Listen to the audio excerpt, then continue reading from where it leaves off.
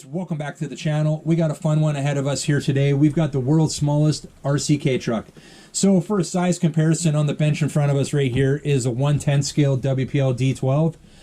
We've also got the 1/16 scale version right there, and we're not going to waste any time. Here it is, guys. The world's smallest fully functioning RCK truck, coming in at 1/43 scale right there.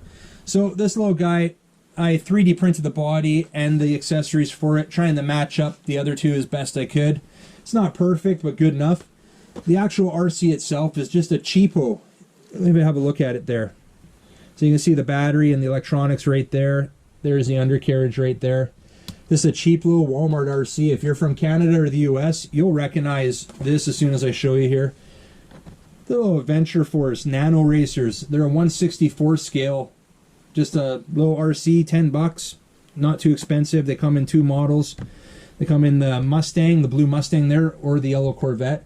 Now, the reason why I'm calling this a 1/43 scale, even though it's got the 1/64 scale electronics in it, is when you do the calculation, since the Suzuki Carry or the Kai trucks here are quite a bit smaller, that's why the actual scale is bigger on it. But check it out. We've got the blue Mustang right there body. We've got the yellow Corvette. I've got another project, another little mini project on the go right now that hopefully I'll share with you guys soon, if I don't let it sit around as long as that one. That's been sitting around for probably 6 months now since I finished putting this one together, and just haven't gotten around to sharing it with you guys. Well, today's the day.